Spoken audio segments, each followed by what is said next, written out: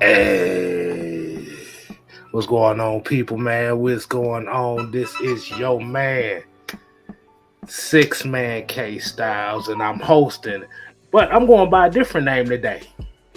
I'm not 6-Man K Styles today. I'm almost 1K. Do you get it? Almost 1K. And I'm sitting right here to my stage left. As you already know, man, he's feeling a whole lot better. It is the mad scientist, Mad Mike Sports. Yeah, that's what today is going to be, bro. It's going to be a bang of a show. And guess what? We're not alone tonight. What you talking about, Willis? What you talking about, Willis? I'm gonna have to stop the music right quick. We are not alone tonight. If y'all don't know who I'm talking about, let me set it up for you. Okay. It's sexual, baby. Oh, and I want to give it all to you. You're right on. I think that bang came a little bit premature. How about what you think?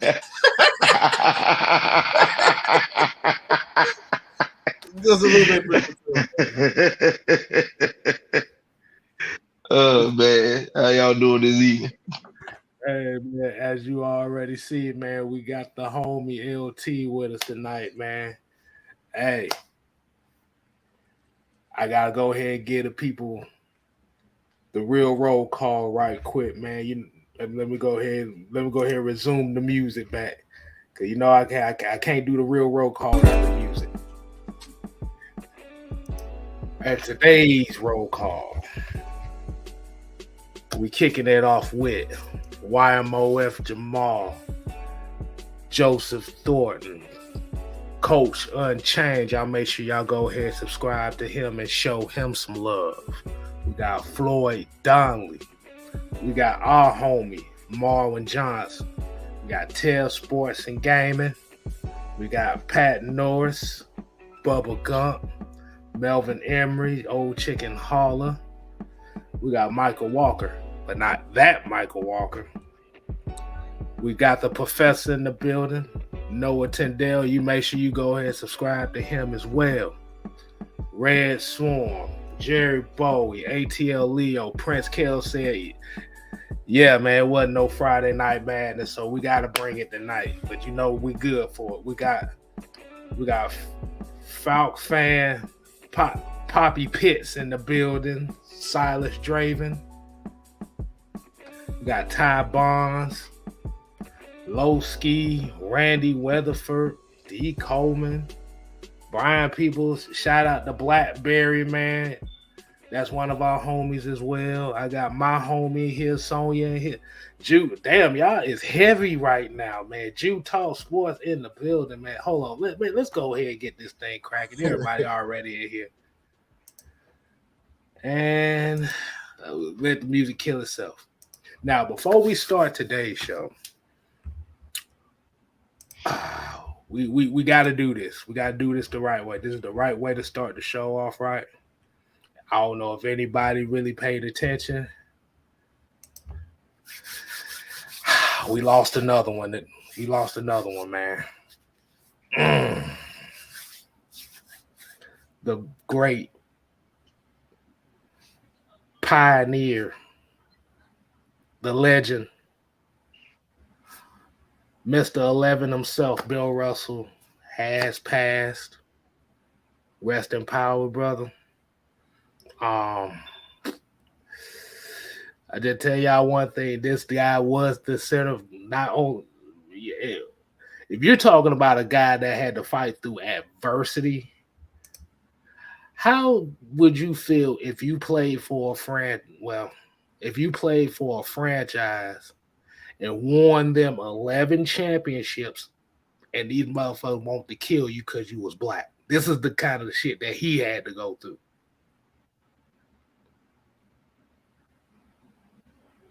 I'm just asking Mike, LT, I'm asking y'all that type of question. That's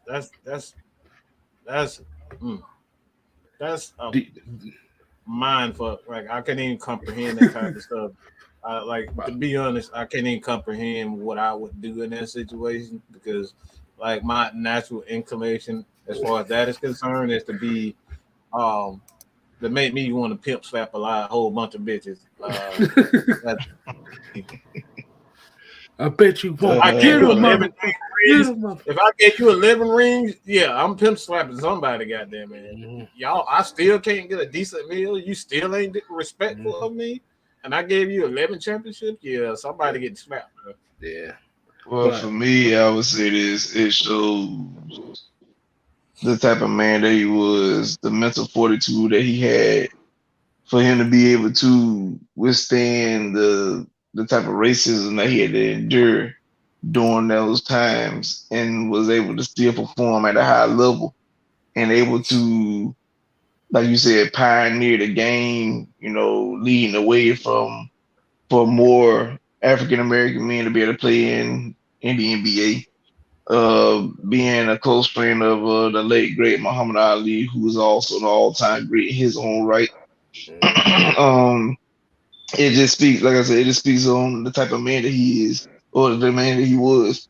And Bill Russell would greatly be missed. I mean, it also hits home for me because obviously a lot of y'all know I'm a Laker fan. My favorite player was Kobe, and I never forget in the 2009 finals, they had just named the MVP, the Bill Russell Finals MVP. And Kobe Bryant was the first ever recipient of that trophy. So even seeing like some of the interviews or some like the little camera clips they caught him talking where Bill told Kobe like, he always admired his game. It seemed like he had no weaknesses, telling him that, he's like a son to him. So like, having that type of mentor that had that much respect for one of my favorite players. And even though we are part of heated rivalry. This is a long history of Los Angeles and Boston not liking each other, but having two legends able to talk basketball and understand how great of players that they was or were. It meant a lot. So losing the all-time great like that, man, it's definitely hit in the sports world. Mm-hmm. And then you hit on a great point as far as just the mentorship, just for the next generations of basketball players to come is like you said, you look at him and he just personifies doing what it takes to win. I mean, when you look at, like I said, a lot of people talk about winning not only as a player but as a coach, and he is the personification of a winner. Not only on the basketball court, but off of it. And plus, I will say this, one of the biggest things I loved about Bill Russell gave off that, uncle vibe per se. That old uncle at the barbecue that always talking trash no matter how old he get. That was Russell. Them times y'all caught him on TV, the time you caught him on camera. Like, never forget what it was, an award show, and it was like Charles Barkley, somebody on stage, and Charles said something, and the camera cut to Bill Russell so fast that they caught him shooting Charles a bird. It was one of my favorite moments. Like he said something, all you see him put a bag up, and he was like, "Oh yeah, the camera got me."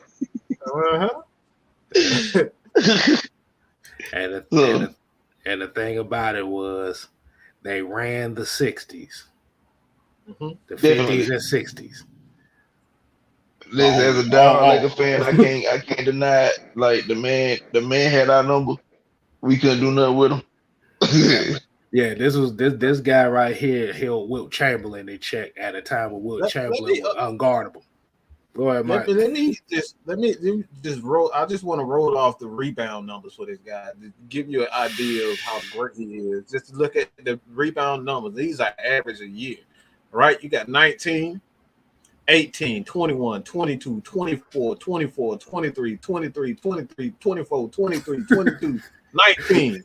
The man averaged 22 points, 22 rebounds, 22 rebounds a year.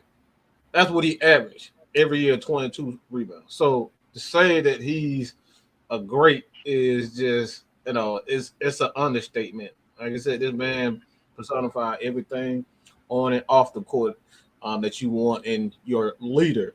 And this is what a lot of guys, like one of the main reasons why Shaquille O'Neal always says himself, like he doesn't, fit up to that moniker. And that's debatable amongst his fans and even Shaq himself, but this just goes to show you how great Bill Russell he is. And for me personally, I don't think a lot of people of the day will be able to withstand the pressure that he had to endure, especially being a black man in the 50s, the 60s, when you literally been called N-words while you playing the game. You gotta pretend like you don't hear it, or try not to knock somebody's face off. Being some of the, like during the 60s, the 50s and 60s, you didn't have guys that was 7 feet tall like that. Like it wasn't as normal as it is today. So he's literally a giant amongst little ass people, and he has to keep his composure and not knock the hell out of people. Like he and Wilt was like an anomaly during that time. So it's like Mike Tyson in a ring and it's absolute prime and everybody messing with him, and then he gotta try to pretend to be cool. You know what I'm saying? That's that. Like I said, I can't even imagine being Bill Russell during that time. So shout out to the lady for that. And to add to that, I would say this. I know some of the younger generation might not be too keen of it, but like when I tell people all the time about certain players how great they was, we also talk about, like you said, that mental fortitude. To see that man get on stage at probably like his late 70s, 80s, with great Hall of Fame centers like Dikembe Mutombo, Shaq, Yao, so on and so forth. They all on stage standing side by side. He had one of my favorite uncle moments, and then he pointed at every last one of them and said, "If I were playing against y'all, I'd kick y'all ass." probably one of the greatest moments, because that let you know, but he ain't back down for nobody. He didn't give a crap what you was doing, what you was about. That man looked at every last one of them, even at 79 years old, and said, "If I played against y'all, I'd kick y'all ass." And he pointed at every last one of them. That included Shaq. His greatest Shaq was, he told him, like, you ain't mean nothing. So that let you know Bill Russell was a different beast. Right. He let you know he wasn't backing down for nobody. You better bring your A game when you play him. All right. So we're gonna end off on that. Like I said, rest in power to the great Bill Russell. Hey man, the NBA world gonna miss you. Definitely. Most definitely. Now we go from a heartfelt moment. Let's get this out the way. Let's go ahead. You know where we're going with this. The 6-game suspension from Deshaun Watson. And there's been a whole lot of uproar going on about this, and the 6 games, and the free Calvin Ridley post coming up right now. What is y'all thoughts on this, man? Do you feel you feel like there's something there's more of a process going on that needs to happen, or what? How y'all feel about this? Let me lead it off real quick, because I'm gonna say this. The issue that I have isn't with Deshaun Watson and whether or not he's guilty or not. or even the fact that he got 6 games. I think that should take the back seat to a greater issue at hand that we have with the NFL. The biggest issue that I have with the NFL is that you want to dictate which wrong is wrong, or which wrong is more wrong than the wrong. That's the biggest problem that I have. You want to say that on one hand that gambling is a cardinal sin, but sexual harassment isn't a cardinal sin. You want to say that, you know, guys hitting each other upside the head in football and, you know, essentially causing CTE issues is, you know, below all of those types of things. That's where I look at the NFL and say, all right, what's wrong? Like what define wrong in the NFL? Because from what I see, there's no one like that. You can't say that gambling is wrong and then you got open promotion throughout the entire league of gambling. And then on one hand, with the women, you say, all right, we want to, you know, make sure that women have more respect in the workplace.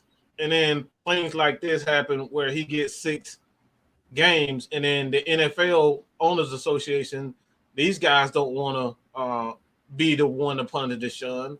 The NFLPA, they don't want to be the one. They don't want to punish Deshaun. They want somebody outside to punish him.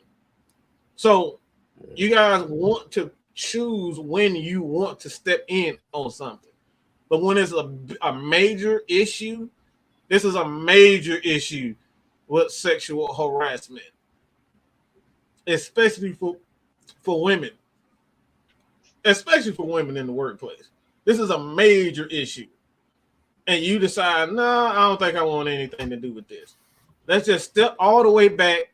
Let, you know, an independent contractor, or however you want to say it, let them dish out the punishment. We ain't gonna do nothing about it. But like I said, as soon as an issue with gambling come around, y'all want to be the first one to speak out and say, "Oh no, God, really? Your ass is gone forever. Your ass is gone for a year." But sexual harassment, then y'all do this. Y'all don't even want to be seen. Y'all don't even want to be seen. Y'all don't want to be seen. Y'all want to have no parts in this punishment. That's a fucking problem for me. That's some coward ass bullshit. That's what the fuck I got a problem with. You want to spank the hand of the cute kid, or the ugly ass kid. The ugly ass kid, yeah, we're gonna spank the shit out of the ugly ass kid. But soon the cute kid come around, hi. We're gonna put him on Disney commercials. We're gonna put him on this. We want to, man. Look, I'm done because I know I feel myself saying something crazy. I think it. I think it's absolutely hypocritical on the NFL part by this. See, LT, I'm gonna let you go ahead and go next. But tell how you feel. What's your thoughts on this?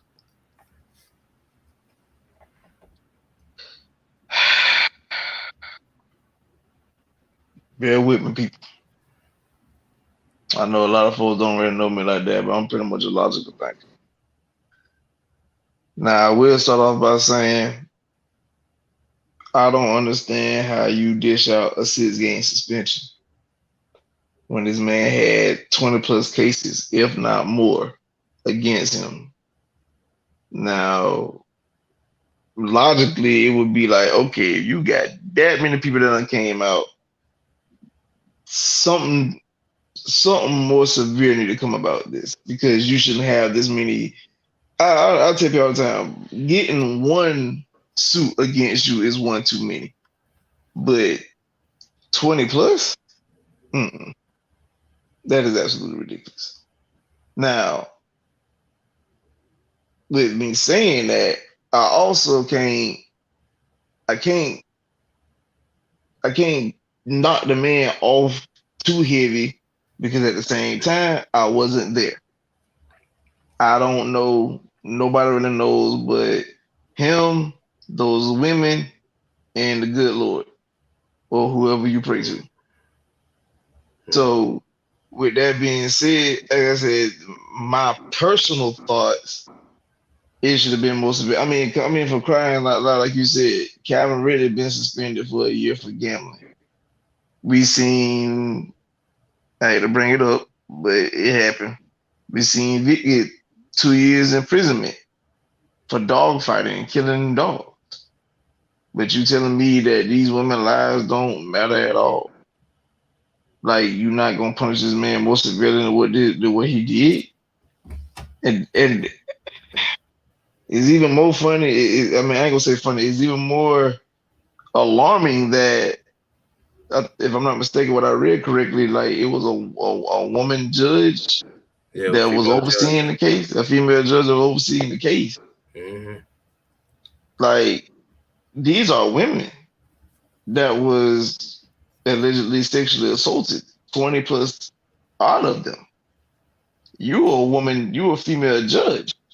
You should want to see some justice for those women because you are a woman. But like you even came out and said, like, his acts was very egregious. Mm-hmm. So if his acts was very egregious, why isn't a more severe punishment coming about? And then I remember talking to somebody, and it's crazy because somebody said that the NFL it furthers their theory on the NFL possibly being rigged because what if Deshaun would have been a Falcon? Would he still got those 6 games, or would he have been punished way more severely than what he was? It's like I said, it's a double-edged sword on this situation. And it's nothing. There's really no positive out of this. It's more negative than positive. It is, but people don't.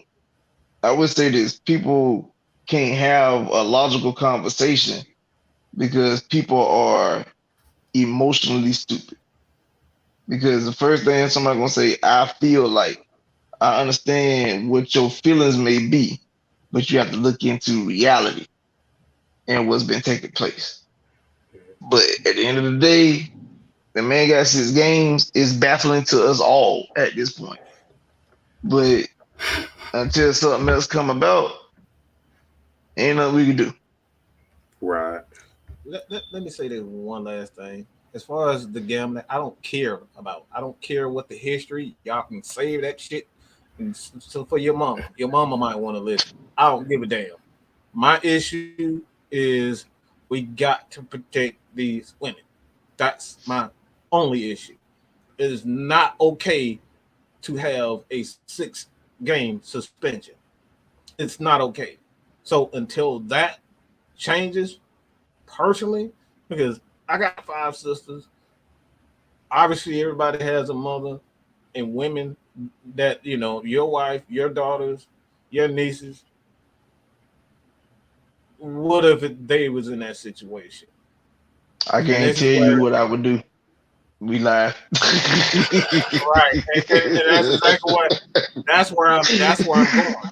I don't care nothing about, that's why I say that I don't care about whether or not it's fair. I don't care whether or not, my issue is if we're going to hold a moral standard, the NFL is going to choose which is worse.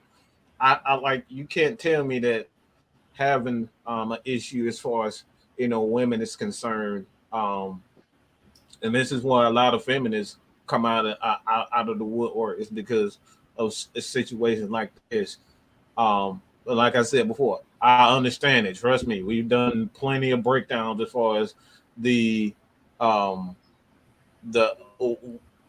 for Pete Rose and how serious is gambling. Is absolutely a serious issue. Mm-hmm. But in my opinion,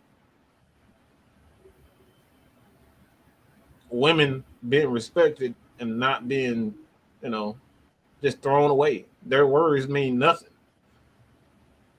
Somebody said something about this guy 60 times. Their words mean nothing.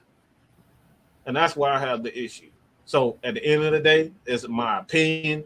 Everybody entitled to an opinion.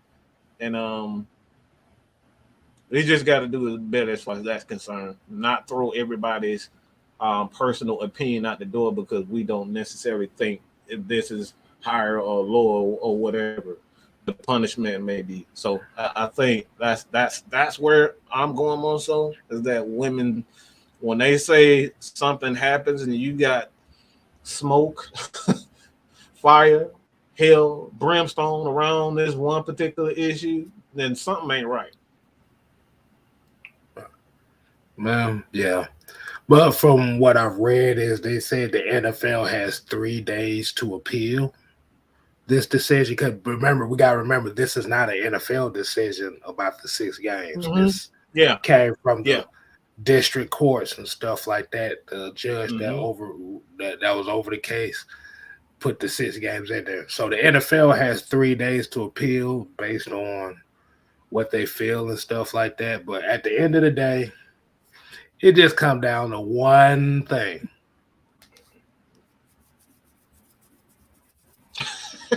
That's all it comes down to. Because you have to think about it like this, is because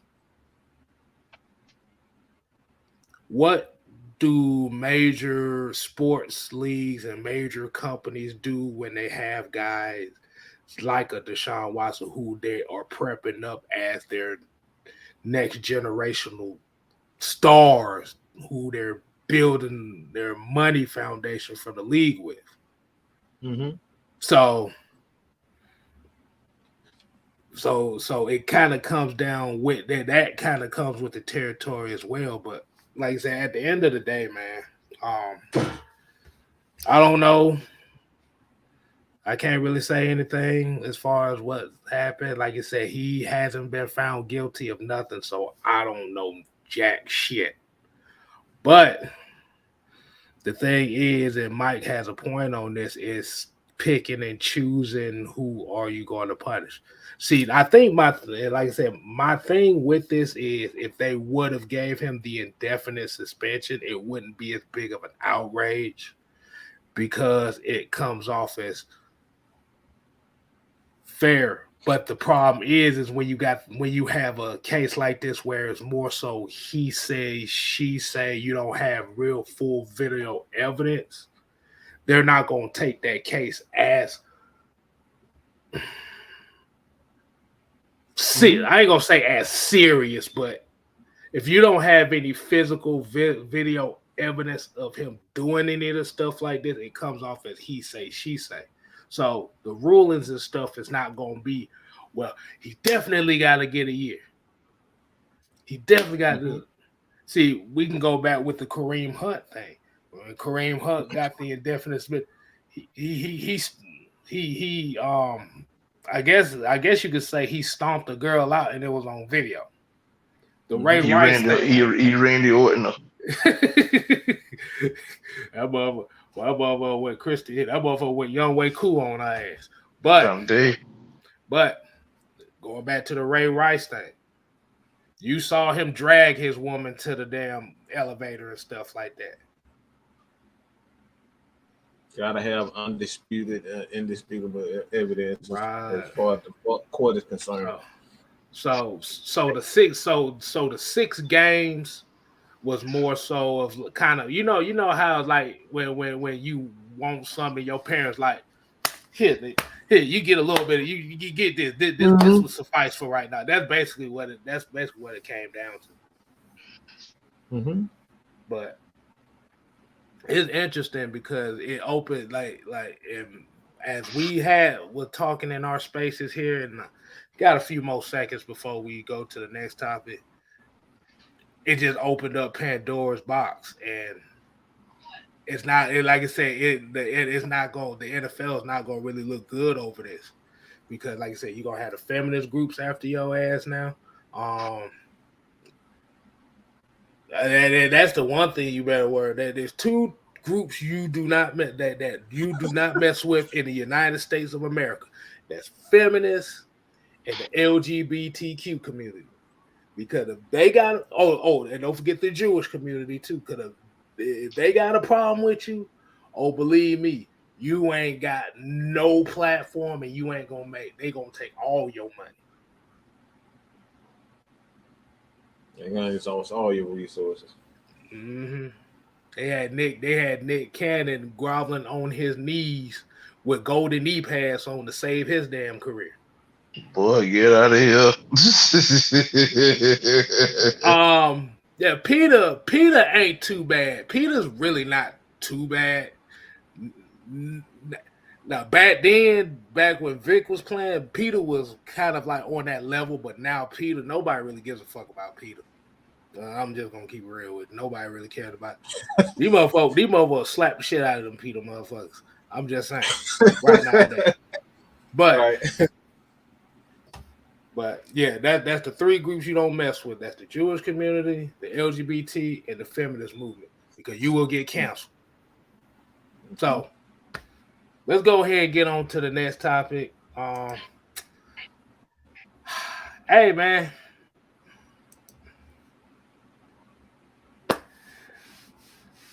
This is what everybody came to us to listen to it. That's NFL training camp for the Atlanta Falcons, man.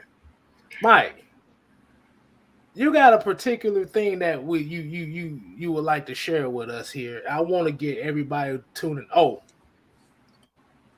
wait a minute. Before we get to that, we gotta do the light check. Hold on, let's get this light check going on. All right, let's see what we got here. This light check going on. All right. My bad, y'all. My bad. Let's go ahead and put some light check music on right quick. All right.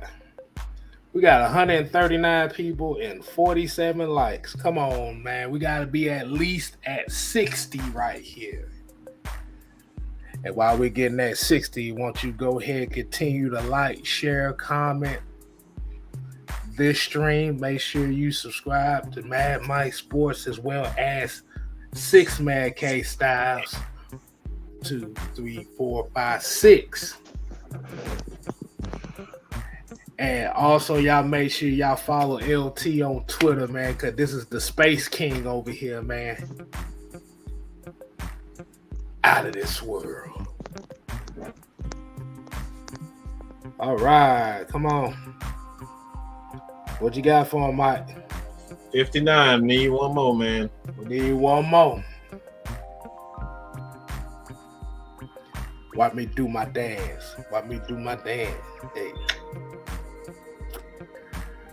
I'll sit here and dance all day for one more. 62. There we go. 62.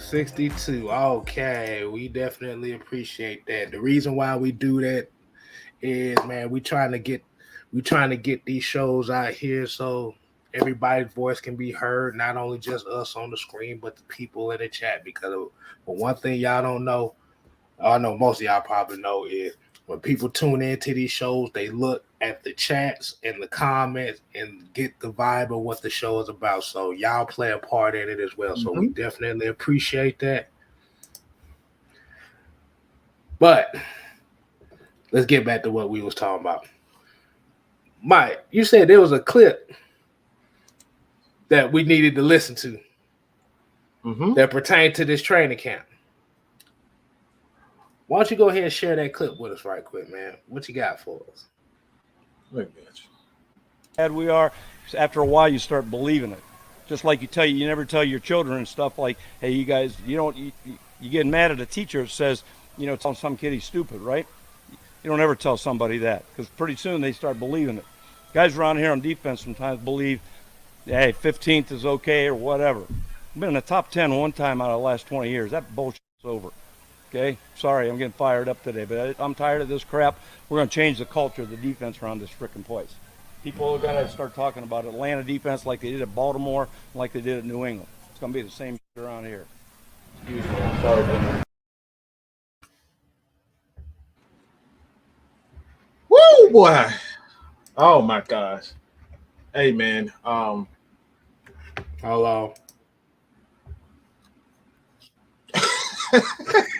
hey man, look, I love it. I love it, man. Hey, damn.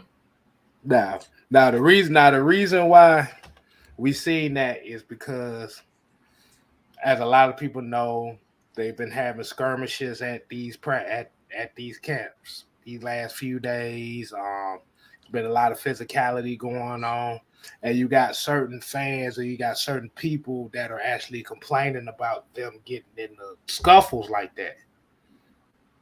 When Dean P said something about the culture isn't necessarily mean. Basically, what he's saying the culture is he wants this team to be a defensive minded team. He wants this defense in attack mode. Mm-hmm. This is one of the major issues why the Falcons defense has been inconsistent. And you heard what he said, one top 10 defense in the last 20 years.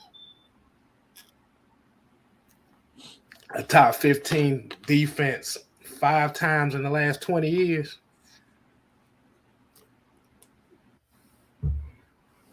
You got absolutely pathetic. Absolutely pathetic. And the last 20 years, 20 years.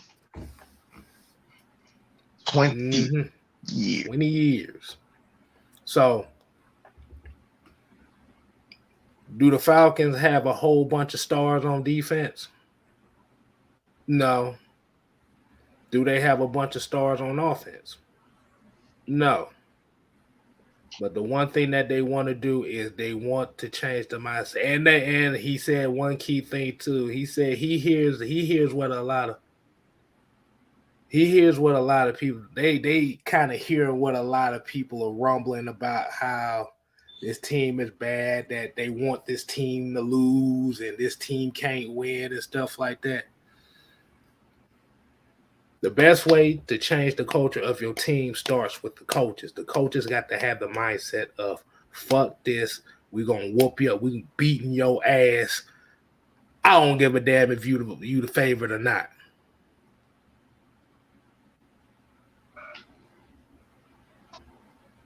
Did y'all know that most of them skirmishes, did y'all know Anthony Rush was in all of them?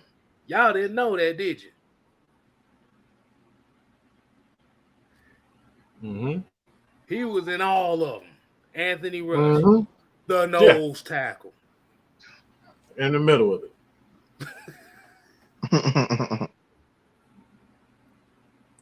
That lets you know what you that lets you know, like, you know, we definitely changed the culture, because if we barely seen our D line getting in scuffles. Most of them, you know, they just very nonchalant. If Anthony Rush is already raising sand on that line, that's going to rub off on the rest of that line. Which going to ultimately rub off the rest of that defense. Mm-hmm. So it's to a point we do need Rough Riders. Now, don't get me wrong. When the season get here, you want them guys to be in more control. Mm-hmm. But every now and then you want your guys to be standing up for people and putting fingers in their face and grab them and jacking them up by their shoulder pads. I mean, I ain't gonna hold you now. I mean, I understand we trying to win games and we should be doing extra stuff, but every now and then you might want somebody to pull a Miles Garrett, snatch off their hip and dunk it, calling somebody real quick. Right. Right. I mean, the thing is, the competition. See, this lets you know that the competition between the guys that are the ones and the twos. Everybody watched the movie Replacements, right? I know y'all watched it. That's one of my favorite football movies. You remember when the two offensive linemen were in the huddle fighting over the spot, and the brother said, "Get your spot, bro." That's how they thinking right now. Get your motherfucking spot. And trust me, when you competitive like that, especially a high adrenaline sport like football, you gonna get into some scuffles. that goes all the way back to Pee Wee football. That goes back to Little League football. You gonna fight somebody. I think the biggest change in the Falcons organization came in 2013 after the Falcons did not make the Super Bowl. The biggest concern for me, it would change the culture is Thomas Dimitroff. He changed the culture because if you go back in 2012, we still was a balanced team. We had one of the better offenses in the league.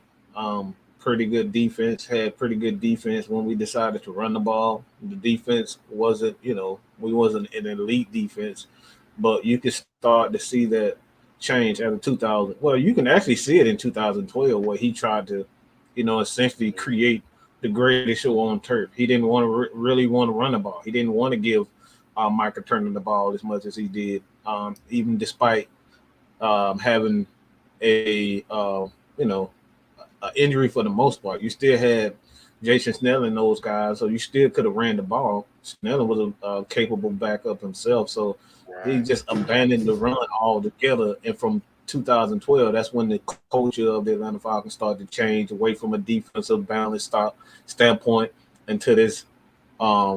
Excuse me, I was about to say another word. I don't want Peter to get on me. Not Peter, but the other group. The group that should be named. The group thou shall not be named. Yeah. Thou shall not be named. But yeah, it's just a prissy style of football.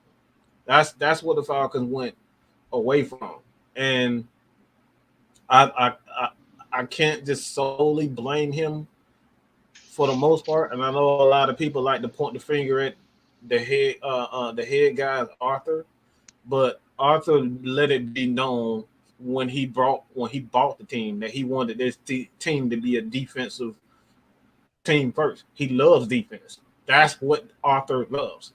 That's the reason why he bought the team. He wanted to be, even when we had Mike Vick, the team was defense first. So all this man wants is a defense, a good defense.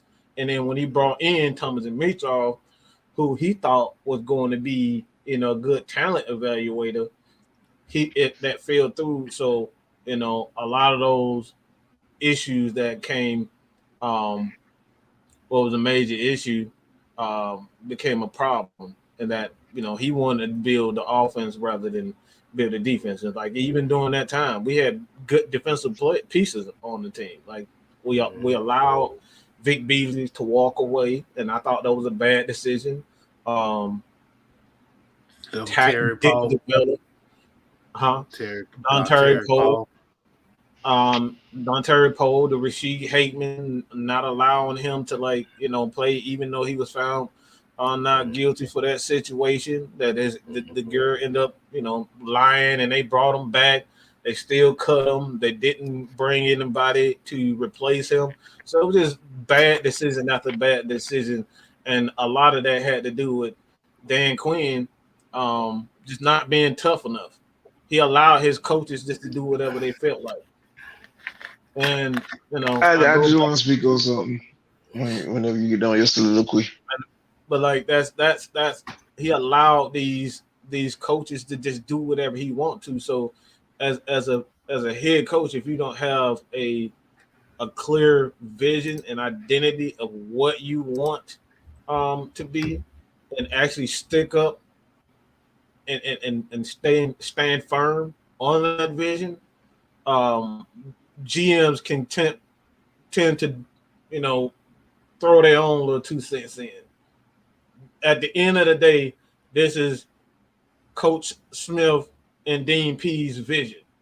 More so Smith's vision. This is his vision. This is how he wants to build his team. And he needs to stand up for what this team needs to be at this point. And I thought one of the biggest issues is Dan Quinn not standing up to these coaches. These coaches want these guys, their own guys in, and they lost They lost course of what the vision was. Mm-hmm. So, all right, LT, what you got for us? I just want to know why people tend to blame Rich McKay for what happened. Like, the man literally was spending most of his time trying to get the stadium built. So, and plus he's also, I forget what else he is. He's the head of the NFL competition committee. Mm-hmm. Yeah, so you head of the NFL competition committee and you're getting this brand new stadium built in the city. And they said, oh, it was Demetrov, it was Mitch McKay's fault. The reason why they didn't even know, no, it's not. That's clearly Demetrov. And the reason, and like, they're bragging up what Mike said, Arthur Blank hired Demetrov thinking he was a great talent evaluator and help progress his team. The thing is, Dimitrov went totally against the grain of what the culture that he came from, because New England was a defensive first team. Mm-hmm. But he came to Atlanta and was like, we fit to build this. We fit to build something better than the greatest show on turf. Don't get me wrong, the greatest show on turf was great. I mean, I saw it with my own two eyes. I know how great the greatest show on turf was, but at the same time, the greatest show on turf had a legitimate defense they could rely on too. They had guys like Leonard Little, London Fletcher, Grant Winstrom, Aeneas Williams. I can't pronounce. Yeah, and Aeneas Williams, Adam Archuleta, Keith Lyle, Dre Bly. Dre Bly. I mean, the list go on and on. Like they had a quality team. So it wasn't, the offense putting up 35 points per game, which is fine, but their defense was actually making plays as well. I mean, for a prime example, yes, you had the play where Kurt Warner threw that lob in the air and Isaac Bruce Bennett just been catches it and runs it in the end zone for a touchdown. But the game ultimately came down to their defense had to make a stop. If Mike Jones, Mike Jones, if he didn't come off the play like he did, Steve McNair hit on Antonio Dyson for an easy walk-in touchdown, like it's nothing. But by him reading the play, he was able to double back and make the tackle, which Dyson fell 1 yard short of a touchdown. Your defense has to make plays. We've been preaching this forever and a day. I mean, I'm here to tell you guys, I was at training camp today. I seen it with my own two eyes.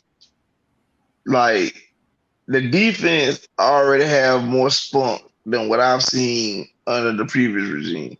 Even with last year, like, we bringing in guys that fits it fits them. It fits the coaching staff. They got the guys that they want. So the defense already showing they're bringing a different intensity. Even with Anthony Rhodes pretty much fighting all practice Saturday.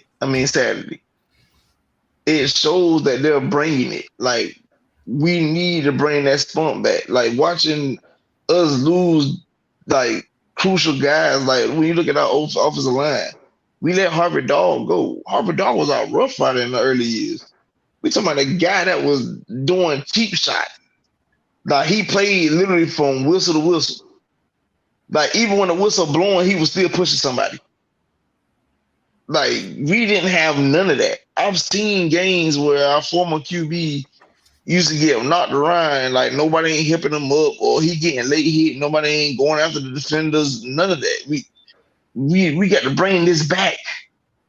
We got to bring some spunk back to our team. We got to bring some rough riders to this team.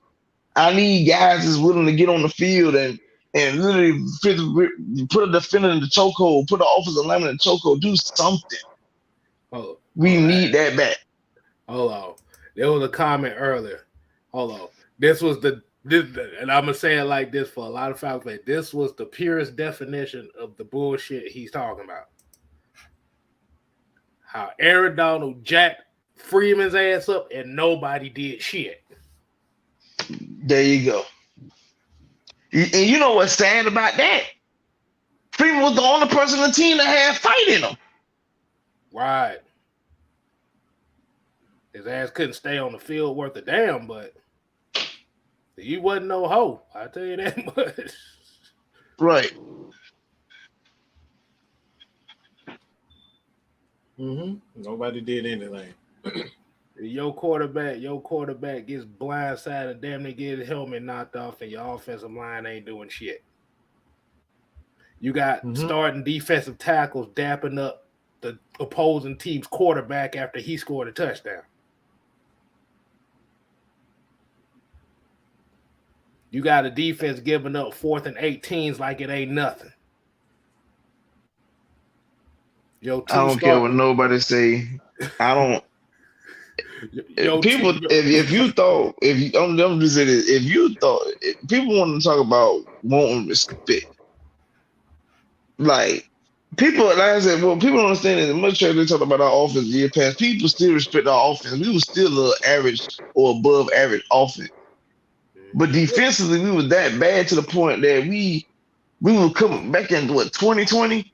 We came up with some stops against the Seahawks. So Pete Carroll, like, punt. You know, the momentum on their team, we got to play defense. Russell Wilson waved the punt team back to the sideline and said, no, we going for it. And it was 4th and 1. And not only, this man didn't even pass the ball enough to just keep the drive alive. He took a all or nothing shot towards the end zone. And they scored. That is horrific. That is absolutely horrific. We lost we lost a game because of motherfuckers didn't pick up an onside kick. Yo, starting 2 pass rushers last year combined for 5 sacks. You know, one of the reasons why people love Mike Tyson because they scared shit out. They scared shitless of him. Let's just keep that real. He'll knock your ass the fuck out. That's why everybody give him so much respect now. It ain't simply because he's a nice guy. No, he will knock your ass the fuck out. Nobody gonna try Mike like that. Who the fuck gonna try Mike like that? You got to be on some Khythekid or something. If you gonna try him, like first of all, I don't care what nobody say when it comes to Mike Tyson. To see that man in an interview, literally crying in anger, talking about how he studied the art of war, and he missed the guy that's inside of him because he make him feel, because now he feel like a bitch, and he missed that old him. Listen, to see that man say stuff like that while you crying, I am petrified. Exactly. But this is why we need these fucking psychos. We need an Anthony Rush that's gonna be goddamn going up to people and running after people like damn joking, not knocking them the fuck out. Like that's the stuff that you need. We need people that's gonna steal that type of fear. We need an endemic issue on the damn that type of mentality. Motherfucker gonna step on your head, your ankles, your thumb, anything and everything. Look, I need a motherfucker to be able to bite your motherfucking ears off. Like he'll bite your nuts off if that shit is in front of him when he pissed off. Look, I need that type of energy on my team. That man Tyson told the man, I'll fuck you, your hands, and you'll love it. It ain't nobody said a word. I was looking at you like, you say something. Hell no.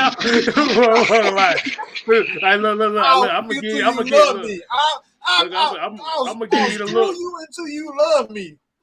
Come on, that's the energy that you need on the team. And all these people I hear on these videos talking about, oh my God, these kids out here. This is why y'all fighting. It's football. That's what football is, a violent sport. This is what you need. This is a league made of men, alpha men. And if your ass is not an alpha man, you're gonna be gone. Period. You're gonna be gone. I mean, he might have played. I mean, he's known as a Carolina great. I'm pretty sure he will be a future Hall of Famer. One of my favorite players of all time was Steve Smith, and I would never forget back in 2011, they were playing against the Saints. He caught a pass, ran in the end zone, and as he scored, Roman Harper decides to hit him late. He gets up, he hits the ground, gets up, does a celebration, but you know his teammates don't getting into it with the Saints players. And all you seen was little old Steve Smith go in the pile and jack up Roman Harper and drug him out that pile. Mindful now, y'all know Steve Smith is not the biggest wide receiver, but you best believe, if you coming to play and you doing stuff like that, you gonna feel his wrath. Yeah. Better. One of my favorite quotes, what he told the key to live. I don't know about him, but I don't know. He had to finish the game first. Ice up, son. Ice up. Right. But like I said, because Steve Smith was like 5'8", 181 pounds, but bro, he played like he was 6'3", 220. He was the definition of that bar T.I. said, 5'9" with the soul of a 6'4" dude. Exactly. And he wasn't in actuality, he wasn't even supposed to have been a star. He was just supposed to have been a kick returner. He took his spot. He took that spot and ran with it. And that's what I'm saying. You got to have those type of guys on the team. You need people on your team that's gonna jack folks up. I mean, is you a Falcon fan? I mean, a lot of y'all. Because I don't care about the Saints like that, but I know a lot of folks. That's a heated rivalry. That Atlanta, Louisiana, that's a rivalry. But don't you want somebody that's all gonna shit count Jordan ass up? Mm-hmm. Like pull him out his dreads, choke slam him, do something. Mm-hmm.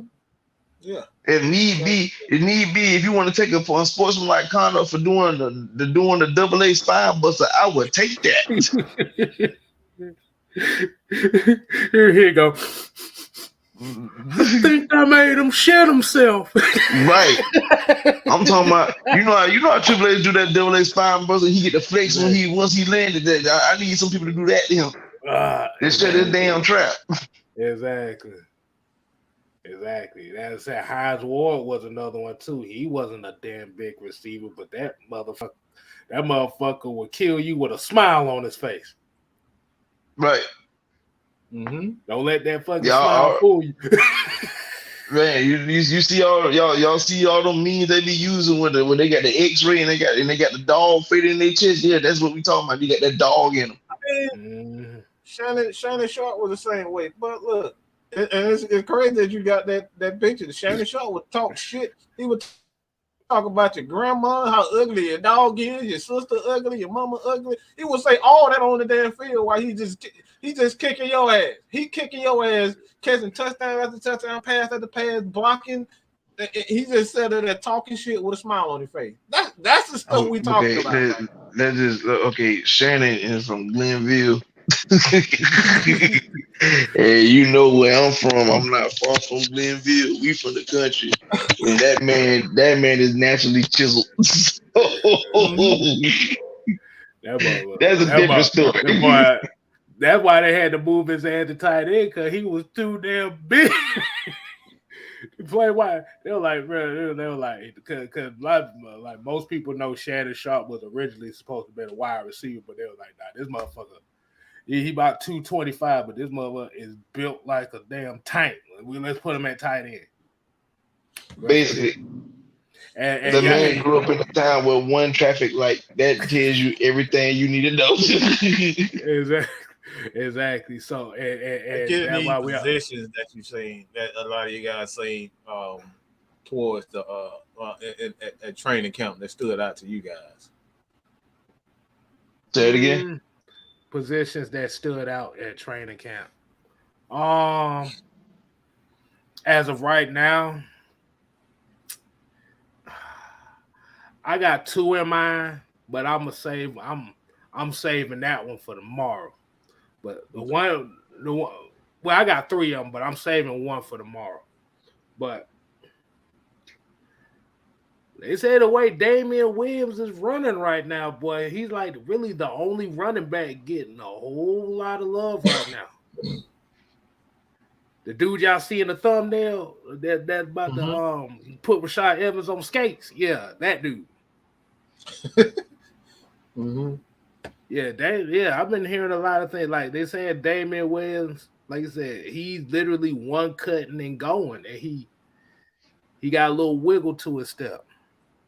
But I know but then I know the main one people are talking about is the Elijah Wilkinson, Jalen Mayfield battle.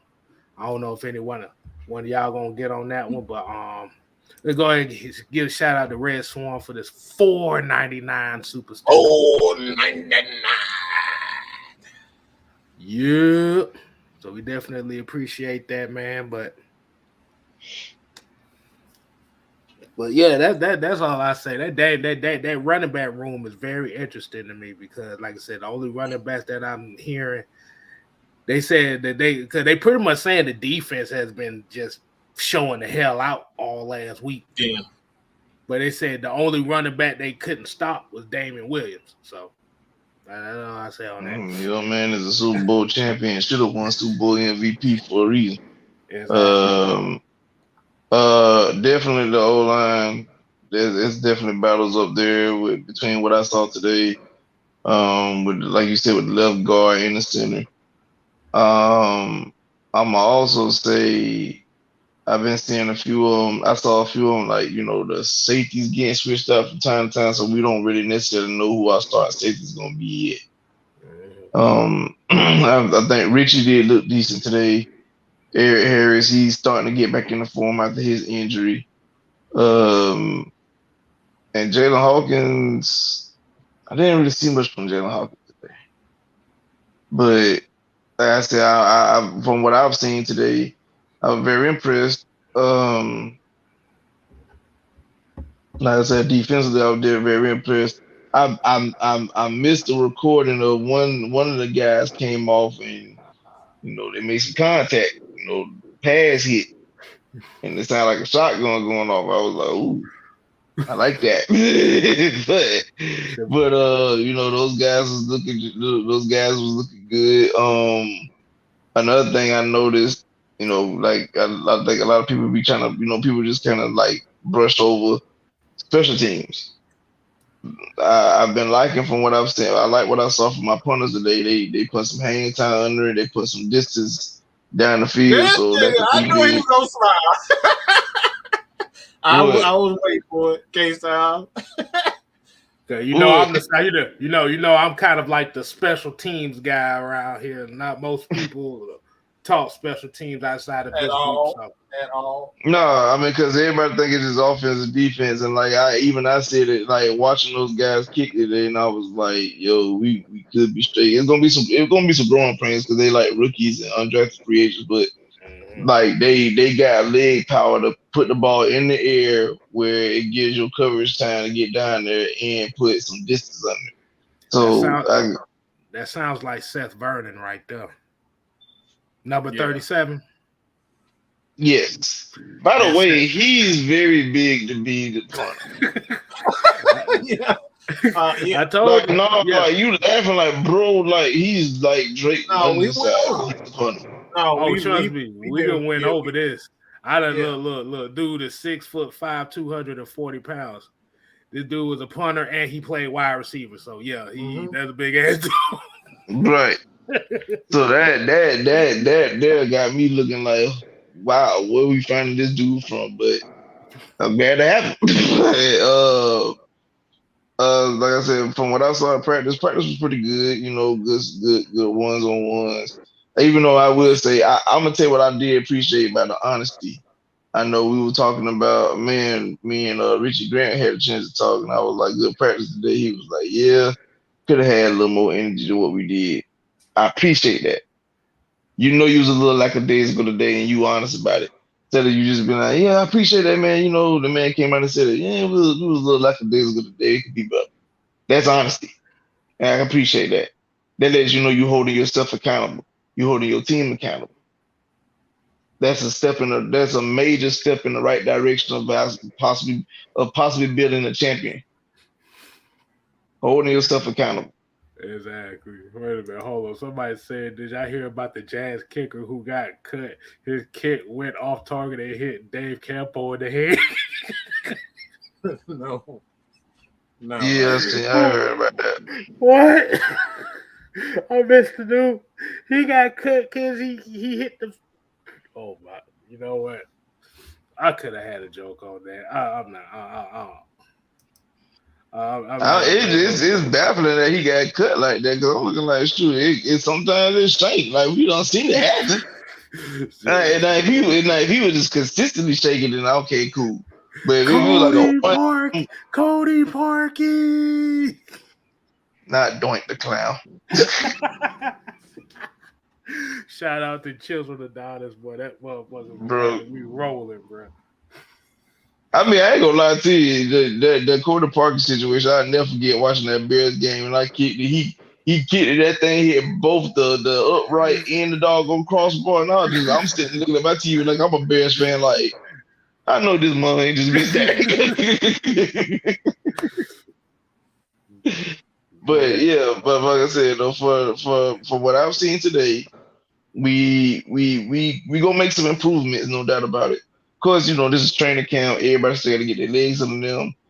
But it's definitely the Falcons is going to be a team to be on the lookout for this year.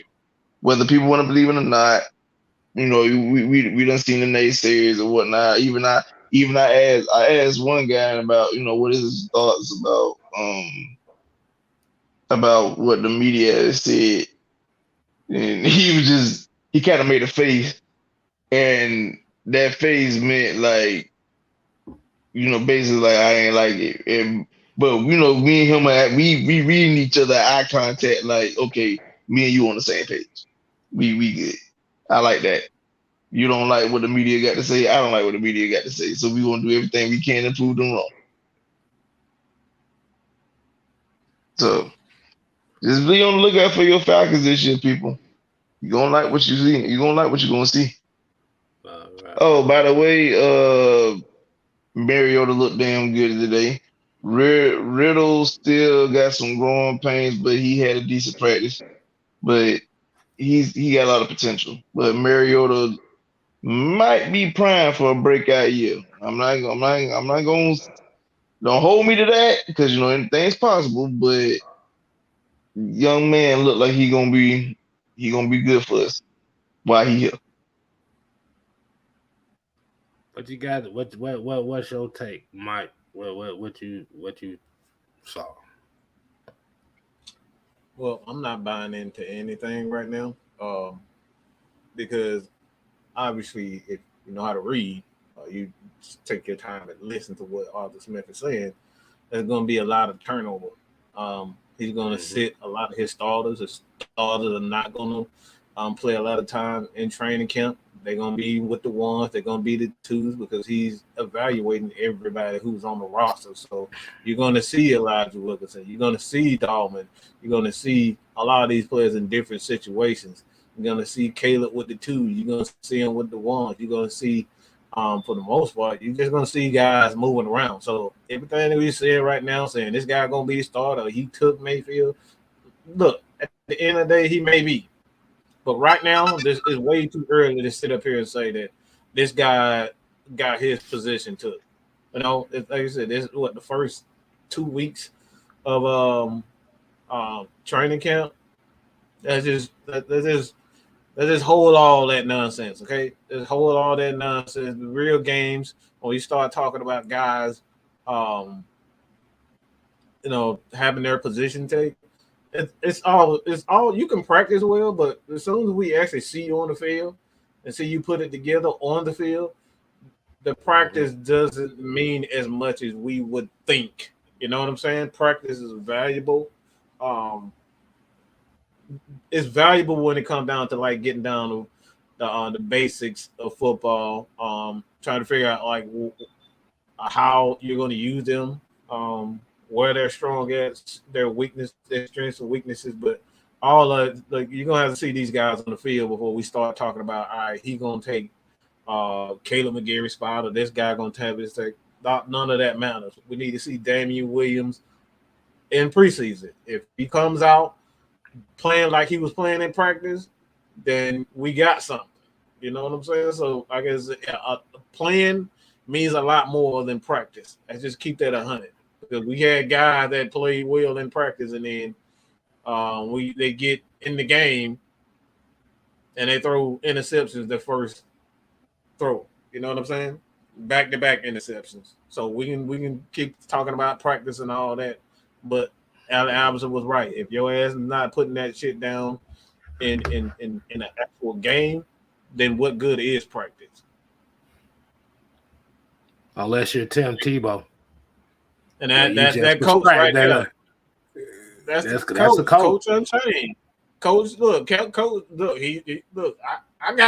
validated right now. The coach told he got 30 years of experience. Mm-hmm. It's all about evaluation, man. I like I said, I just want to see that shit on the field. I want to see Elijah Wilkinson playing good on the field too. Mm-hmm. Right. It is, like you said, at the end of the day, man, we, like you said, you gotta we not gonna really see this thing fold out until the preseason. That's a fact. To where you really gonna see guys putting it against other teams or other players that they don't know. Mm-hmm. Like and you're gonna be able to make full contact because right. At practice they don't make full contact. They just they do enough to two-hand touch it. Or y'all might run into each other for a little bit, and they let the offensive guys go. So when you get on that preseason, you'll be able to make full-fledged contact, and which I'm gonna let you guys know. Since preseason of course this Thursday will be Hall of Fame game. Right. Next Friday will be our first preseason game. And if you don't know, I usually hold spaces during games, which is on the app called Twitter. If you have a Twitter, you can follow me there at wordplay_kid26. If you want to know how you can find, if you know it's me, my at name is wordplay_kid26. My handle would be Third Eye with the Hiei. For anybody that's anime fans, that came from Yu Yu Hakusho. So, but I use those spaces to teach, what to look for during the games. So you wouldn't be so emotionally invested. You won't be upset like, oh my God, how did we lose this game? But this, that, and third, I could teach you, or we could teach you, this is what you have to look for. I usually hold those every week. It might be some weeks that I can't do much because I do work every other weekend, but I try to convince my guys to let me get that time off to do my job with y'all. To be able to teach y'all the way the game is supposed to be played, coverages, blocking schemes, so on and so forth. So if you want to be able to join the space and get your thoughts off, or you want to just tune in and listen and get a better understanding of the game, that's where you can find me at. Definitely, man. Yeah, like you said, every time I hear you say Hiei, like I say, even though that is Yu Yu Hakusho, I always think back to the massacre of Mount Hiei in feudal Japan for some reason. Yeah, I think about that too, but like I said, I'm a big anime fan, so that's where it really came from. Yeah, I be thinking about that. I be thinking about that shit.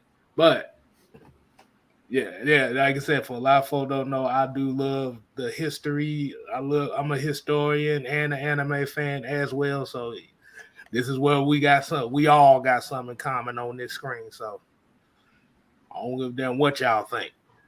But let's get to the next one. Let's get to the last one. I know we got to talk about this a little bit. We're going to go with a little bit of Atlanta Braves news, as y'all already know. Y'all have already heard this man right here. Austin Riley, highest paid contract in Atlanta Braves history. 10 years, $212 million.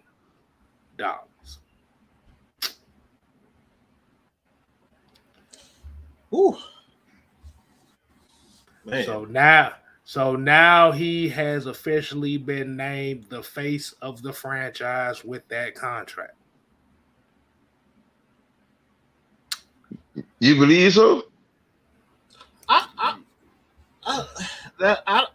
don't, because the reason why I don't disagree, but I disagree. I mean, Ronald Acuna, he's the selling point for the Braves. That's just a fact right there.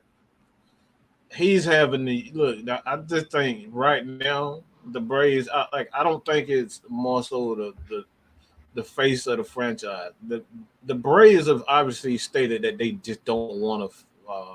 They don't want a franchise face guy, because if that was the case, they would have brought Freddie back if they wanted to face a franchise face guy. I think they want this to be more of a team oriented. Like, all right, whoever has the hot hand, this is where we're gonna go.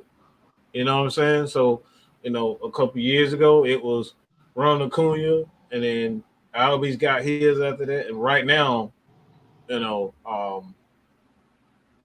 obviously, Riley's doing his thing. So, I mean, yes and no. I just think the Braves are being very careful about who they saying, because they've never come out and say, all right, this guy's the franchise face. Like, no, he's all right, we like Albies and we like Acuna and we like Austin Riley. So I think it's more so of the fans saying that, all right, he's obviously the face of the franchise.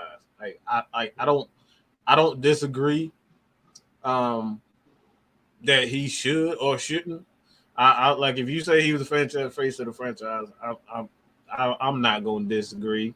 But like I said, I think it's more so that at this point he has to be, because he's the highest hitter in baseball right now. I don't think it's a hotter hitter in baseball than here right now. So you got to make sure he get that check, because he get any better than what he is, or he keeps this up, then that contract gonna be looking like a $400 million contract. So I think they just did this to hurry up and make sure they don't have to pay more for it later down the line. The Braves being smart about it though. They locking in their guys early on, so they ain't got to go out there and spend no $400-500 million contract for the next 10, 13 years.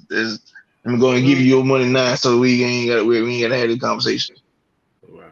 Mm-hmm. All right. Hey, hold on. We forgot one more thing, Dreddy. I'm glad you reminded me of it. That we're gonna make this the main event of the night. There was a particular, mad I didn't put it up on here, but there was a particular story that happened today involving one said Deion Jones. But like I said, congratulations to Austin Riley. Get your money. You gotta do it. Braves still doing the damn thing right now. I'm trying to get back to where they need to get back to. But there was a story that was kind of ran today involving one said Deion Jones.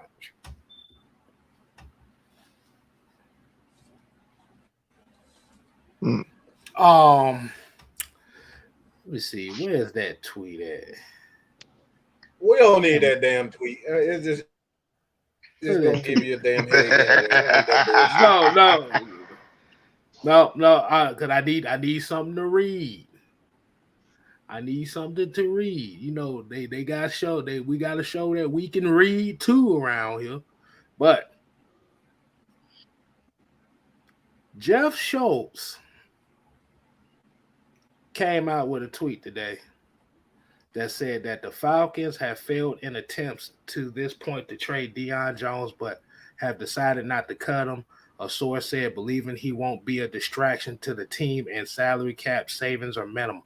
The team continued to monitor Jones's attitude and rehab from shoulder surgery.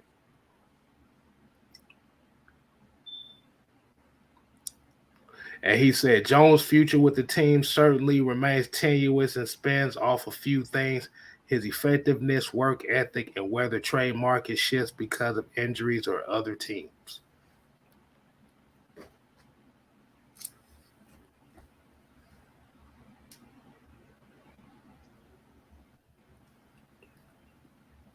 The fuck is this about?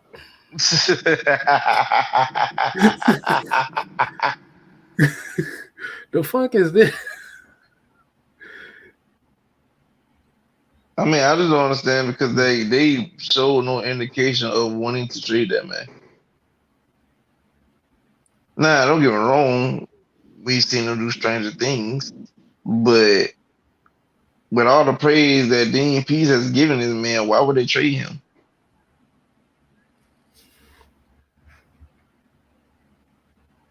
But like I said, Marlon said the best here. I gotta do it. Jeff Soaps, sit your goofy ass down for that shit. Hi there. It didn't make sense for him to even say what he said. But you know, everybody got to clickbait. People got to write a story. It is what it is. Right. I'm not even myself. And in a way, I think the reason why people kind of get off on it, because remember what we talked about, Mike, last week about your controlled emotions through chaos. That's exactly what he tried to do. Just make a story up out of nothing, because there's really nothing to talk about. I mean, the bigger issue is the Falcons the fans are now positive about this thing. If you guys look at this entire week, there's been nothing that came out that said we don't like what the Falcons fans are now on board with this team, because we've seen this team up front, close and personal. We see what Mariota can do. We see what Ridder can do. We know that Drake London is a motherfucking stud. We see that we have a good defensive line. We got capable backups on the offensive line that's going to bring that competitive nature to the offensive line that we've been searching for quite some time now. The defense is fighting. They fighting each other. They looking mean. Like Dean Pease is firing up everybody. Arthur Smith firing up everybody. Everything is positive on the up and up. And then we got this fucking demon seed, Jeff Schultz, going to come out of nowhere and then start talking about negative shit. Like, this shit is just absolutely disgusting. It's fucking disgusting. He's a fucking demon seed. That's what he is. He said the nice word. He said the nice word. I was gonna call him a fuckwad, but whatever. But go ahead, Mike. And that's look. It's been nothing but positivity surrounding our Falcons. Why is it every time we start believing in the team, we got a motherfucker that come out of nowhere and start talking about negative shit? Nobody cares about Deion Jones right now. I don't. Exactly. Who the hell cares? I don't care about Deion Jones. I'm caring about what these other guys on our team are doing. How the hell Mariota is developing? How is Desmond Ridder developing? What the hell's going on with AK and the defensive guys? I don't give a damn about what Deion Jones is. Deion Jones is hurt right now. So why the hell will we bring up a story about Deion Jones? It's a damn demon seed, and we ain't got nothing else to talk about but try to stir up trouble. It's a pattern, bro. It's like I said, it's a pattern. They don't want the Falcons fan base to be. They don't want them to be together. They don't want us to be together. And finally, we're together, and we see where this team is going, because we had no clue about a week or two ago. We were still trying to figure out. I don't know what's going on, and now everybody at training camp like, damn. These guys really are good. Damn, Drake London. Have y'all seen Drake London? Because the negativity sells the most money. Mm-hmm. That's right. The split, like you said. The one thing that you have noticed at especially when it comes not only just certain content creators, but certain writers and publications and stuff like that. Where have they made the most money? They made the most money off the Falcons when the Falcons are struggling, when the Falcons are in dissension, when the fans are against each other. Now, all the fans may not be in unison as far as the team right now, but the thing about it is you're seeing that this coaching staff looking at, okay, you may not have all the fans behind our corner. We don't give a fuck. We care about these guys here. And you got the players, they gravitate towards that energy. This is why we have said for the last few months about this Falcons team. The energy is different with this squad this year. Yeah. The last skirmish that happened at a practice was back in the Mike Smith days.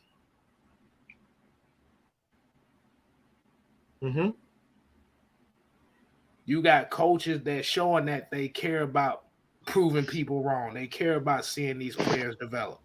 They don't give a fuck who it is.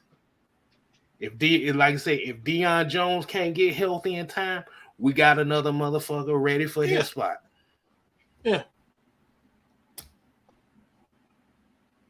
You can't. Okay. You're no good to us. You're no good to us if you're not playing. So I don't give a damn what Deion Jones. He's not playing right now. So until he actually on the field, then we can talk about it. But I don't care about no Deion right about it. About the guys who can't play. And like I said, Deion is going to be rehabbing right now. So you have an opportunity for other guys. Rashad Evans, Michael Walker, Nick Kwiatkowski. Hey, I actually said his name on the first try. Sure. T1000. Like I said, you got these guys are getting more opportunities to show these coaches during this evaluation process on what they can do. Like I said, Deion, he's solidified already. He's proven. But this gives an opportunity for these guys to show themselves. And that is a good thing. But as you said, demon seeds that want to plant that little seed of, okay, these DMPs done kind of fired up this fan base in a positive way. It's deeper than just like even him trying to poke at Deion Jones. He's trying to poke at Terry Fontenot because Terry Fontenot not doing what the fuck they want him to do. It was a shot. The Falcons were unable to trade Deion Jones. You really thinking your heart of hearts that if Terry Fontenot wanted to get rid of Deion, you don't think he could have got at least a 7th-round pick? Like you full of shit, man. Like, come on, bro. Like stop with the nonsense. Like you talking about, they failed to trade Deion. No, he didn't fail. I mean, he got mad. He got mad out of here expeditiously. So I mean, what the fuck? Yeah, like you trying to tell me he can't get Deion out of here for a 7th-round pick? Man, get out of here with that bull. So my question to y'all would be is, are they doing this because they still mad the Falcons didn't get Justin Fields? It could be a multitude of things at this point. I mean, that could be a reason. I mean, you still got Falcon fans upset when you dropped Justin Fields. You got fans of other fan bases that's upset with the Falcons for not taking Justin Fields. And I'm trying to say, and like I told him, I'm trying to figure out what does he do? Like, how does that help the Falcons? How does that help the Falcons?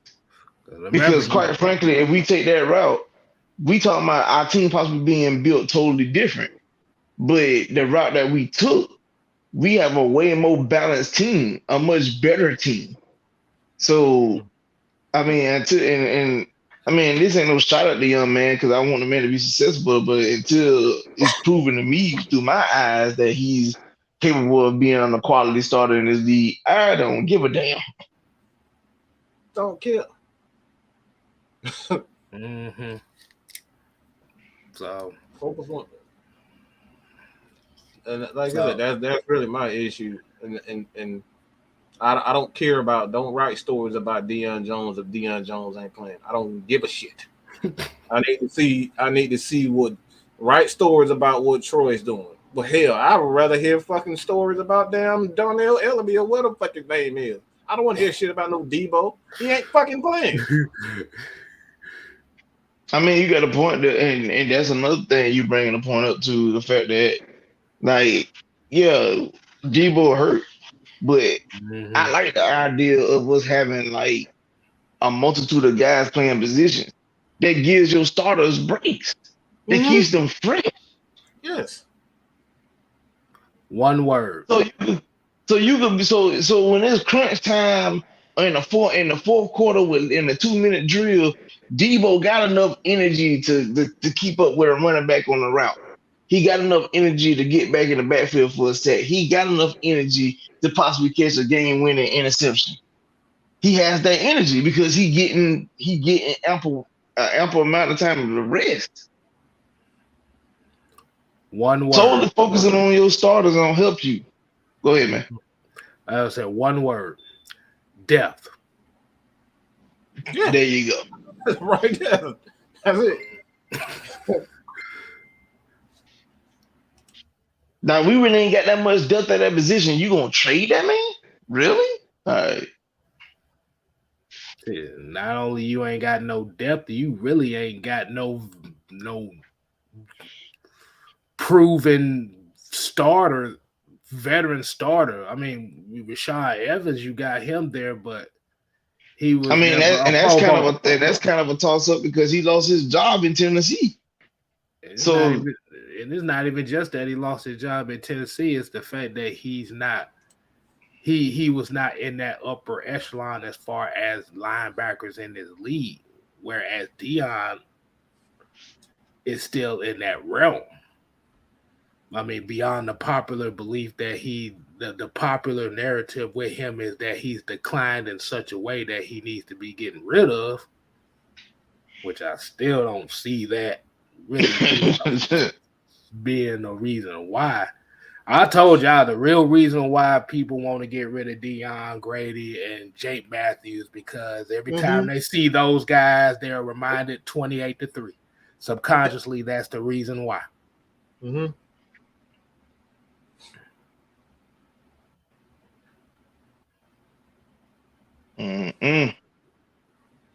Is it Darby out here playing with babies and shit, talking about? Hey, Darby gonna be he gonna be a special teams gunner, bro. That's it, man. That's why I said that I don't have an issue. Look, at this point, if you haven't learned how to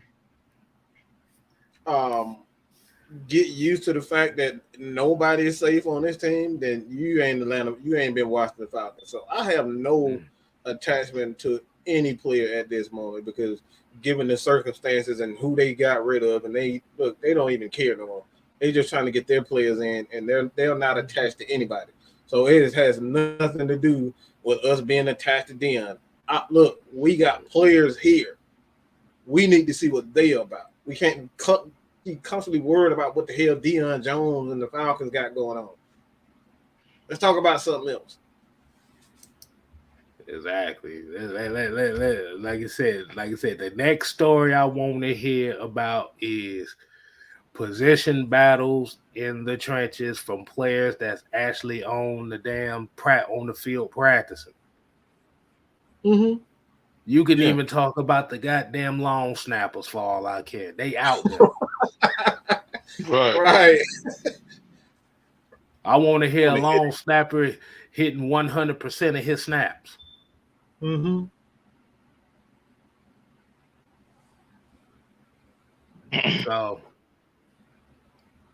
So, like I said, let Deion recuperate.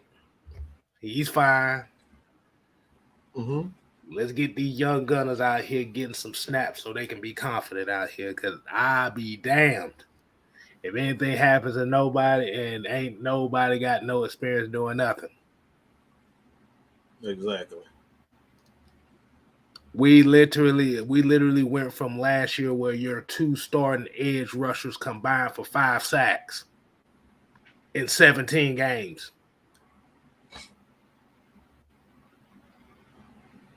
Your 2 interior linebackers had as many sacks as your edge rushers. Mm-mm-mm. Mm-hmm. You literally had a rotation of center the whole season with Dahlman and Hennessy. Couldn't make your damn mind up. You had 4 wide receivers last year that couldn't beat press coverage. Running You to had each other. the only time they beat press coverage, they ran into each other on Thursday Night Football against the Patriots. Jesus. And you want to bring up a fucking Deion Jones article? Man, you don't sit your goofy head down with that bug. You had a running back last year that was so scared to hit the damn hole, you might as well call him a virgin.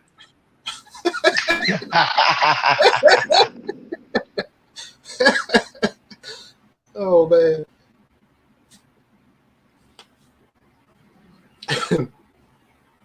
Yeah, you try to put him back there to Benzel mode. Yeah. Make sure the breath was all stinky. Make sure the hair nice and slicky. You make sure the damn fucking point. Bruh, Jacob Tatui Mariner was the second best pass rusher we had on the team, and he only played 7 games before he got cut. He got a sack on a Sunday, and I think we cut him like that Monday. And he stayed high on the list for the rest of the season. That is bad, people. That is bad. That is horrific. You had a defensive line that gave up 2,200 yards rushing on the ground. You got your all-pro defensive tackle Grady Jarrett literally getting triple teamed, and nobody can do anything with it. Nobody can do anything. Nobody, baby. Nobody can do a damn thing.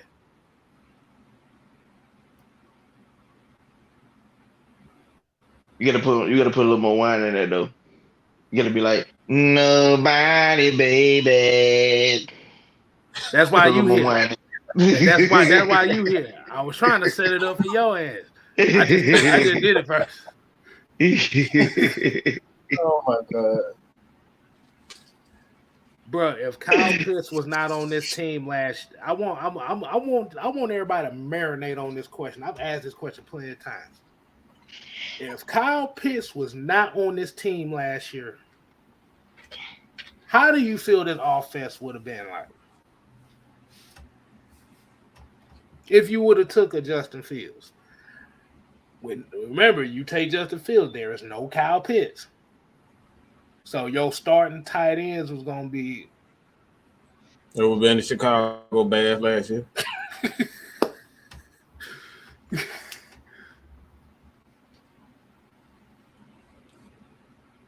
You know, and the Bears. You said how would it look if we took Justin Fields and Kyle Pitts? More so if you didn't have a Kyle Pitts. It would have been. So you wondering how it would have been if we didn't kill Matt and still didn't jack Kyle Pitts?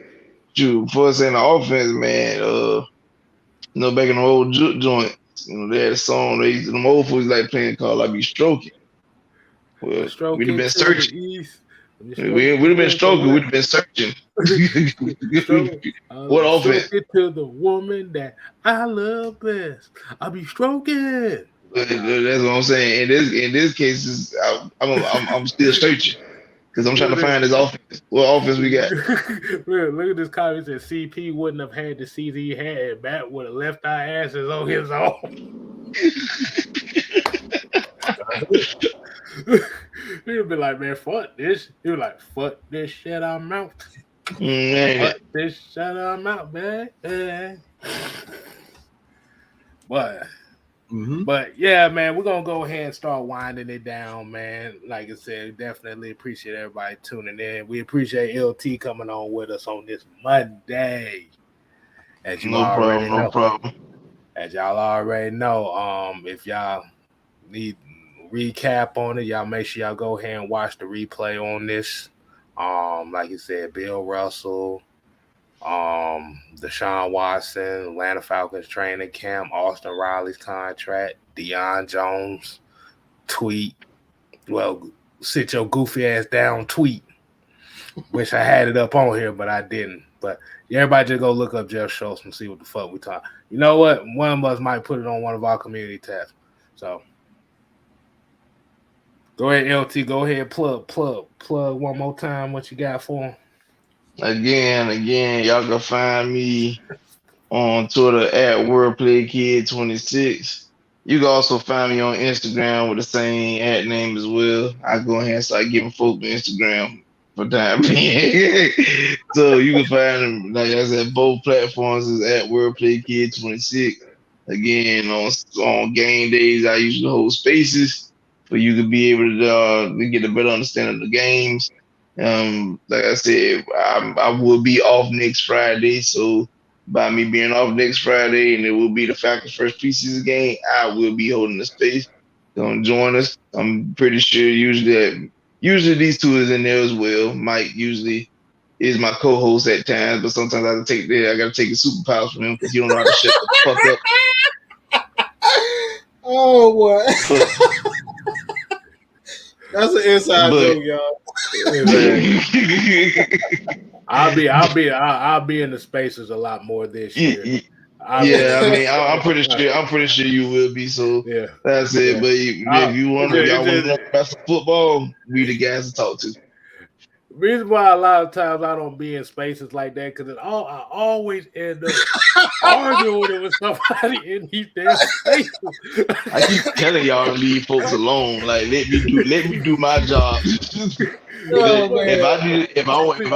I need to stack some mics away, I'll do that. I mean, of course, Jackass he'll know I do that to him, and he be the co-host at the time.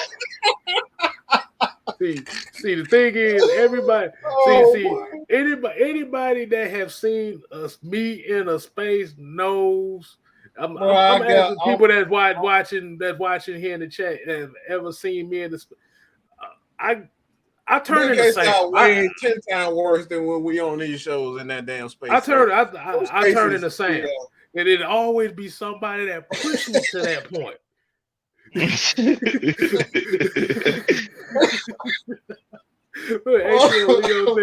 About to hurt him. Oh boy, we about made a motherfucker cry, boy. I'm telling you, it'd be some of the most emotional. What did LT say earlier? Some of the most emotionally ignorant motherfuckers on the planet. I always end up being in there. I ain't gonna lie. If y'all never, I will tell y'all this free warning. If you never been, and I'm pretty nice about it. I only have a few set of rules, which is, be respectful, try to limit racial slurs to a minimum, to really none at all, and talk with some sense. That's really my main rules. And a lot of folks coming there and be saying the most asinine shit you ever heard in your life, and I'd be like, let me take your mic right now. It's like, man, it's like I be feng shui on these shows with y'all. I be calm, I be chill and stuff like that. He take my shit before I even have a chance to say something. He can feel when I'm about to go to fuck off, and he'll smash that bitch before I even say something. So. Exactly. But I don't know what it is about this. But I'm gonna be a good old R-Truth this year. I'm gonna try to be. It's a lie. It's a lie. Twitter ain't gonna allow you to. Wait, I'm a good old R-Truth. No, it's a lie. It's a lie. Twitter ain't gonna lie. You too. Soon we get in this space and say if like Mariota threw a pick and somebody just coming in saying some stupid shit, you just go left. So I already know this a lie. Little Morris said I turned into K Sam's in the space. Oh man. Oh man. Ironically, I'm the calm person in the space. That's why. Yeah, he is. I mean, you're the host, so you have to be emotionally neutral. Basically. I'm telling you, I'm not. Exactly. I try. I try. That's after several warnings, and then you get. It's just some people coming in with the dumbest shit. You be like, bro, I'm gonna smack the. What did Martin say? Martin say, I don't have an anger issue. People make me mad.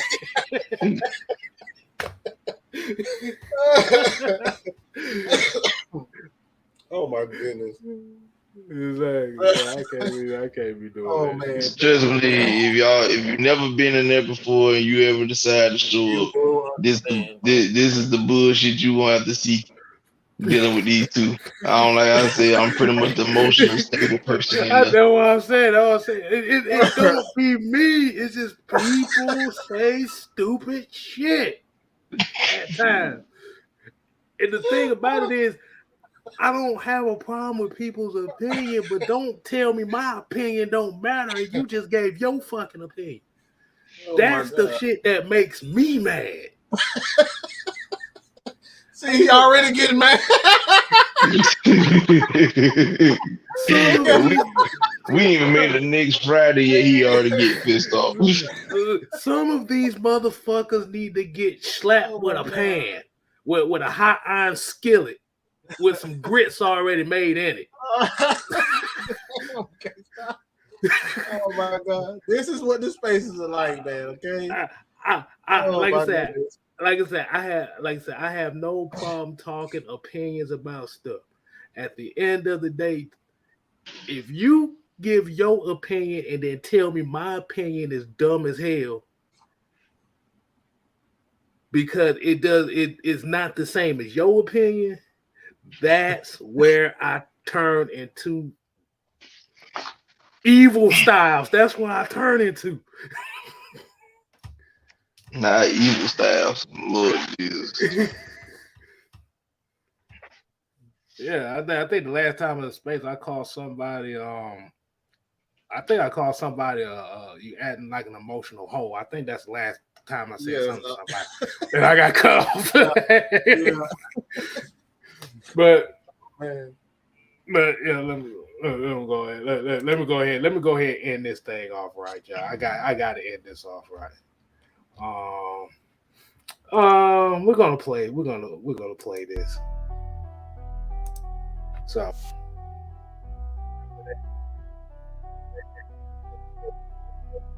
and when y'all got in a whole 2-week span, so be lucky. So we definitely appreciate y'all. Y'all make sure y'all go ahead, follow LT at Twitter. Yeah, wordplay kid _ I'm sorry, at wordplay _ kid. There you go. I ain't know where to place the underscore. Yeah, the underscore. The underscore be killing me, man. Yeah, I understand. Because like I said, we follow each other. Only thing I see is third eye from the HIE. That's all I see right there. So that's all I know you from. As well as y'all make sure y'all continue to support MadMike Sports on the road to 10K.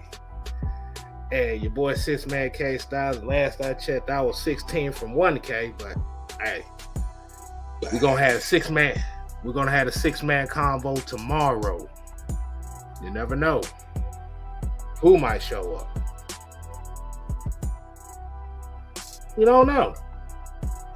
So until next time, we ain't here to play. We here to stay. Ooh yeah. You ain't gotta go home. Can I get a bag? If you gonna take your teen spirit ass on, it's dangerous. No, ain't no teen spirit, motherfucker. you said what? He said, yeah, that was smell like Teen Spirit. We all know what Diamond Dallas Page came out. Oh my God. We done, goddamn it. We done.